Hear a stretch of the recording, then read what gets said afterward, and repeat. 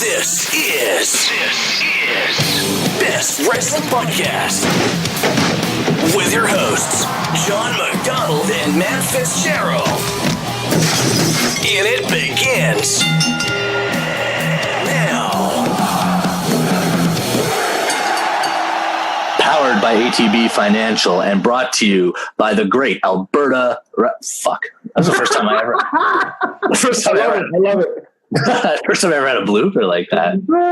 It's good. It's good. It gets us fresh.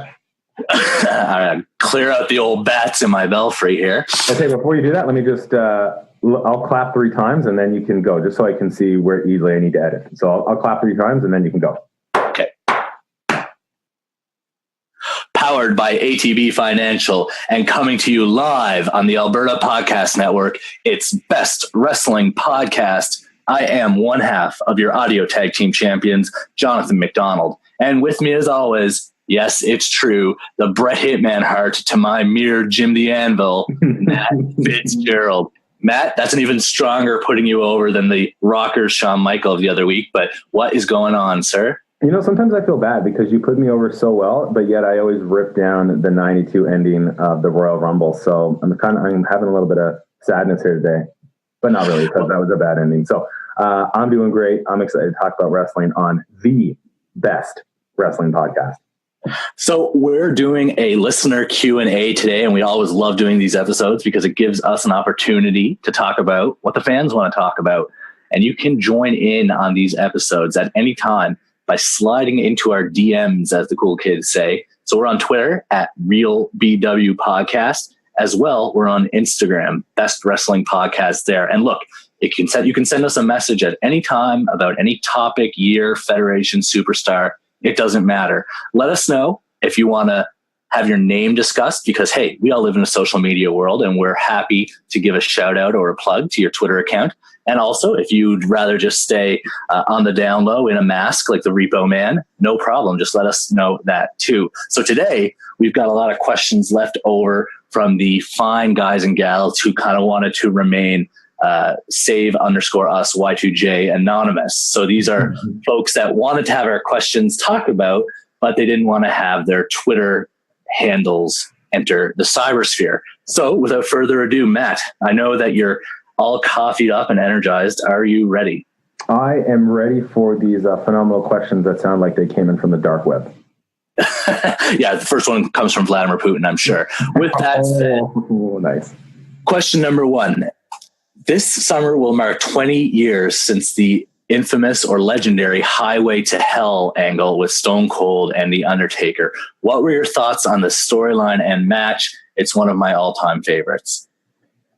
Yeah, you know, I thought it's a great question because I don't think there was a lot that went wrong during that period of time. And anytime we're talking about Stone Cold Steve Austin, I mean, you're asking somebody that's going to be very biased here, right? Huge Stone Cold fan. Obviously, I think that the height of the product was when Stone Cold was the locker room leader. I think that everything he did back in the day, he brought the attitude, he brought the persuasion, he brought the fire. He was just on a totally different level. He always would grab for the brass ring. He put himself out on the ledge. He would take risks. And obviously the Undertaker, Mark, is an icon, very close behind Stone Cold. And so I thought everything about it was fantastic. I would agree with the gentleman or the gal that wrote that question because I think they gave a thumbs up when they're also recognizing it. But I think you're looking at a time when the product was just so great and so on fire that a lot of the things that were taking place, a lot of the storyline, a lot of the matches were A++. Next question, I'm going to head up first and get you to chime in because maybe you'll have a thought or two as well. And this question asks, what do you think are some of the most underrated matches of all time? And so I have a really strong opinion about this. And for my answer, you have to head back to 2001. And with these two matches, they have the unfortunate sharing of the year with Triple H versus Stone Cold, 3 Stages of Hell, and Matt Fitzgerald's baby, WrestleMania X7, which, of course, was main evented by The Rock and Austin. Nonetheless, you really, really owe it to yourselves as wrestling fans to check out these two matches. Triple H and Stone Cold versus Chris Jericho and Benoit from Raw in May of 2001, It's one of the best TV matches, if not the best I've ever seen. The emotion, the passion is through the roof, and it's just tremendous stuff. But also, in another year, another time when No Way Out and X7 didn't take place, Stone Cold and Kurt Angle from SummerSlam '01 would have been match of the year. It's just an incredible match with the roles reversed, with Stone Cold playing the heel and Kurt Angle playing the heroic babyface. But by God, they actually just pull it off tremendously. Kurt Angle kicks out of a remarkable 3 Stone Cold Stunners, does a hellacious blade job. In a rare occurrence, he hits his beautiful moonsault. It's just really, really good stuff. And I feel, given how kind of lousy at best the Alliance angle was and how awesome WrestleMania X7 was, it gets lost in the shuffle. But you owe it to yourselves to head on the network and check it out. Stone Cold and Kurt Angle from SummerSlam '01. Man, it's such a great question, because it's tough to think about, well, what's an underrated match? Because how was the question phrased? What's an underrated match? That's exactly right. Yeah. Yeah, it's tough, because the matches that I'm picking here, they're phenomenal, but I don't know if all the fan base would maybe think of them as one of the greatest matches of all time. So it's tough because it can be subjective, and a lot of matches are coming to my mind. And because I think you'll agree with me, Jonathan, that these matches are great. So I'm like, well, are they really underrated? But nonetheless, a couple of things that popped into my head that we don't think about when we think of like the marquee matches that have taken place, the big main events, the big WrestleMania events. I would think Rock versus Triple H in that IC ladder match is a work of art. I think it just showed at that period of time that both those individuals were going to be huge in the future. And I think it's one of those situations where obviously there was a loser, but both men really won because it just stole the show. It was just, the passion. You thought that they just wanted to kill each other. It's like it blurred the lines of, is this real or is this kayfabe? And the other match that comes to mind too is, and you might need to correct me on this a little bit. I'm trying to dive into the memory bank here, but it was Cena versus Shawn Michaels on an episode of Raw, correct? Right after was it right after their pay-per-view match that they had, or right before? Yeah, it was just after WrestleMania 23, where they main evented there, and they had a rematch on Raw in London that went almost an hour. Exactly. So once again, I think a lot of diehard fans would understand that match was great, but I picked it because it's on Raw, but it's Shawn Michaels versus Cena, and like that match is like awesome. The crowd is into it huge. It's back and forth. The length obviously is there. You're dying for the commercial break to be over. So that's the other match that came into my mind. No, great calls there all around. I can't argue with you on that like I do about the Royal Rumble 92. Moving on here, I'll let you take first stabs at this one. What do you think are some of Vince McMahon's biggest mistakes that have cost the WWF/E a lot of money? Well, I think the number one, and it's tough, right? Like, who am I to judge? You're Matt Fitzgerald, by God. You're one half of the audio tag team share. That's true. Screw Vinnie Mac. So I think the whole invasion angle could have been done a lot better. I felt that it was rushed, and I feel that is that was the epicenter. That was a quintessential moment in wrestling history, and you could have dragged that out a lot better. So I felt that there was money lost there. I felt that it was too rushed. They obviously brought in people that were bench warmers. There wasn't as much buy-in then. And you could have just dragged that out. We've had episodes where we chatted about this before. So I think that obviously is a big money, mistake. I also think Stone Cold going heel. Yes. Oh my God. Yes. Yeah. I think you could have just had Stone Cold Steve Austin win that match, and it still would have been the best match of all time. It still would have been the best Mania. And life could have carried on the way that it did. Then you get ready for the invasion angle. You get Stone Cold versus Hulk Hogan and stuff, or Rock versus Hogan, of course, which we did get. But I don't think that you should have put Austin heel at that point in time. And the way that it was done, I think it took some steam out of that character. Well, I that's my answer. So to just add a couple things to really cement that. One, when you look back at how it unfolded, if they had just had the red hot Stone Cold babyface beat The Rock cleanly, they had a ready-made match because Triple H had defeated Austin cleanly the month before. So you could have a situation where immediately after Austin wins the title at X7, Triple H comes out and says, well, hey, I beat you, and now I'm going to get a title shot. And so it was right there, ready to continue with, some more great matches.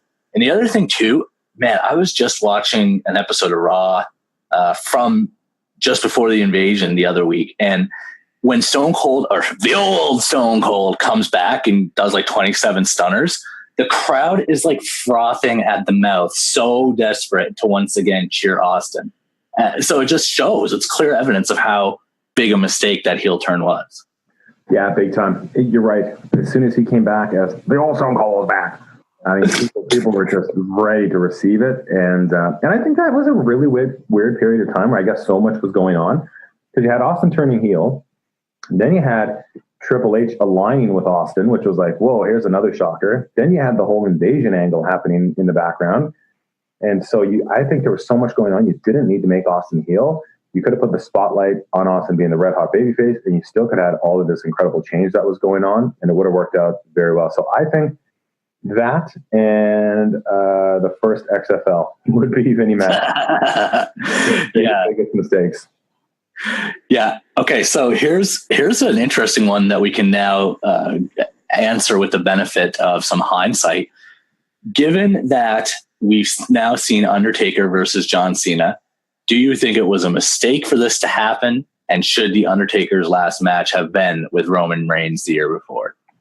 No, totally not. It was brutal, and it's kind of just stupid now at this point, because now you got Undertaker having matches at Madison Square Garden. So I feel that was just, I don't know, was that just another failed attempt to try to get Roman Reigns over? I mean, I wonder what Taker even thought about having that as his final match. Maybe he was even disappointed. I mean, it was cool with all the hurrah at the end and him kind of going into the ramp and the fog. But you look back on it now and it's just kind of sweeping under the rug. So I feel that was just not the way to do it at all. I feel if you're going to have Taker's like last match, I don't know. I'd want Taker's last match. I guess, you got to put somebody over, but I would want Taker's last match against like Triple H or something. I'd buy into that more. Have this icon versus icon kind of situation again. And even though I'm not a huge fan of Triple H, have Triple H put him down and then have somebody else put down Triple H. We've talked about it, on our WrestleMania review show, which is available anytime you want to listen at bestwrestling.podbean.com. But we were like kind of, hyped still and not too far removed. So we were very, very in favor of how they did the Cena Taker stuff at Mania. Now with the benefit of a few months having passed and having the ability to objectively maybe look at it, do you still think that was a really well done, angle / squash match? For Cena versus Taker? Yeah. Yeah, I thought it was cool. Because I think it was more entertainment factor than anything else. I felt that it was dragged on a little bit too long, but I had no qualms or quos about Taker coming out, getting people fired up, and then John Cena being the good guy and just taking the squash and being all frightened. Obviously, the big boot to the face was like the only botch in that match. But looking back on it, I'm cool with that. I thought it was, I liked how it wasn't put like in the main picture. It was something that was kind of going on in the background. And I think it added to the WrestleMania, just another arrow in the quiver, another feather in the hat kind of situation. And I hope now what we're going to see coming out of that at some point is an Undertaker versus John Cena big marquee match at a WrestleMania, and then they can go back to that for the storyline. Yeah, I'd have to think they're going to tap into that a little bit more. I just want to take a quick second here in between questions. Let us take a water break because there have been so many hot and exciting ones, to thank our friends at ATB Financial. ATB Financial is Alberta's largest bank, and they pride themselves on the way that they give their clients, their customers, the most unique and the most comprehensive service available. How are they able to do this, you ask? Well, unlike other big banks who see you more as just a number, ATB Financial prides themselves on their ability to get to know each and every one of their clients and their unique situations, challenges, and what they want from their bank. So check them out, atb.com. Follow them on Twitter as well, ATB Financial. You won't be disappointed. Matt, you got it in you for a couple of more because these are some pretty cool questions. Oh, I love it, man. I'm sitting here today in studio. I got my nice Irish coffee with me. It's great. All right, here we go. Rumors are starting to circulate that there may not only just be 2 Royal Rumbles, but 2 WrestleManias as soon as 2020. What are your thoughts on this? And do you feel doing the 2 pay-per-view thing with WrestleMania tarnishes its name? So I do. I think that if you want to have these big mega events, do it the way that we're currently seeing it right now. I think the greatest Royal Rumble, that was a little bit cheesy, but I think that's because the Crown Prince of Saudi Arabia was just a big Royal Rumble fan. So that's how you had to do it. I think the Superstar Showdown in Australia, I think, like, man, did Kevin Dunn come up with that name? I think, like, Global Warning, that was a pretty badass name. So Superstar Showdown, I think that's pretty cheesy. But nonetheless, it's these big one-off events where you can bring now, because of the network and because of the ability for all of us to see it, you can build storylines around it. You can have it built into the storyline. It's more than just like a mega house show. Plus, I mean, the events are on steroids. You get 70,000 people. You got pyrotechnics. I think it's super exciting. I'd like to see more of those in the calendar year for sure. But I don't want to see them branded WrestleMania because, I mean, how do you even tell the storyline then? Because everything in the whole year, the story is building and building and building and building and building to like this climax, which is WrestleMania. So if you have 2, then how, unless I don't understand how it would work, right? So I'm thinking if you had 2 WrestleManias, you've got like WrestleMania 1 in April at the beginning, and that happens in America. And then you got, the second part of WrestleMania, I guess you could call it, the second half of the program. And that happens in wherever, the United Kingdom, and the storyline continues. So, and some people just are on WrestleMania 2 card instead of WrestleMania 1. Oh my God. Even as you try to explain this, it's just like, it doesn't work. Like, leave WrestleMania alone, damn it. Yeah, totally. And so if they're going to have it, like, if it's the only way that I could ever see it working is if it's still in April, it's still considered like basically one big show. You're just breaking it down into 2 shows, and the storyline, everything continues. But if you're going to have like, WrestleMania America, and then 3 months later, you're going to have WrestleMania Abu Dhabi, I think that's kind of really weird, because when you split it, you're going to start to defame one half of it, right? And then you got to have them compete. So I hope it doesn't happen, and if it does, I just really hope they put the time and the effort to make sure that it's a success. But where else, Jonathan, can you think of a situation where something like that's happened in maybe a different business realm where you have like your main product and you split it? It seems to be, it's pretty unprecedented. Like there's the Super Bowl in late January, early February. There's the World Series. It's the October Classic. Like, and it's once a year for a reason. And look, at these international stadium shows are gonna sell out anyways. Why not keep the model that you have? Like, look, we call them really, really fun house shows that were a fun way to kill Friday afternoon. And there's nothing wrong with that. And hey, if you can still draw 80,000 fans, I don't think you need to tarnish the WrestleMania name in the process. No, exactly. And I hope that it doesn't because the reason I really was a huge fan of the Greatest Royal Rumble, and the reason I am a huge fan of the Super Showdown Star, whatever the hell it's called, in Australia, is because they're kind of one off. And so I'm gonna clear my whole Friday or Saturday or whatever it is to sit down and watch 6 or 7 hours of wrestling, whatever it is. But if you start having them every month, like, man, nobody got time for that kind of situation. So you don't overdo it. Like, if you have steak every day, steak's great. But if you have steak every single day, inevitably steak does not taste all that great. And so you want to make sure that you still have it. You don't want to have it lose its luster. Fair point. Okay, I'm going to take a shot at this last question here because I have an answer I feel strong about, and I'll toss it to you for the go home. Is there any wrestler from any era of your fandom that you would have liked to have seen gotten a title run? And for me, the answer is Shawn Michaels anytime in his comeback. I know that he was kind of handed the world heavyweight title for a cup of coffee, but Shawn Michaels in the second part of his career was just, to me, so good. The ultimate wrestler, the ultimate storyteller. I can remember his match with Shelton Benjamin and that big super kick and the classics with Kurt Angle. But time after time, even when he was asked to take it for a bit, he refused to have the world title. I guess he said that it wasn't his time anymore, a far cry from the Shawn Michaels of old. But I just really would have liked to have seen, I don't know, let's pick Mania 23 since we've been talking about that a bit lately.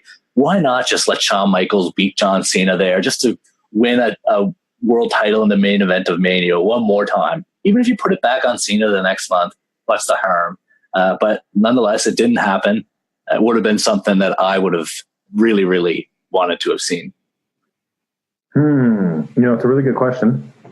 I'm gonna try to answer this question here very quickly before we start to go into the go home. And actually, Jonathan, real quick here, while I'm speaking of trying to answer this question, I just want to give a quick shout out to our friend over at the Alberta Podcast Network. That's Victoria Smith, and that's her podcast, Girl Tries Life, where she interviews women many different ways to have an incredible life. It's awesome. You want to check it out. That's on the Alberta Podcast Network. I'm going to say this is a bit unconventional, maybe. I don't think this is who you would think that I would pick. And some people were bouncing around. Yeah, well, Stone Cold won the title 6 times, so I'm not sure who you're going to pick here. Yeah, I would say, now that you say that, I think that you could always have another Stone Cold run for sure.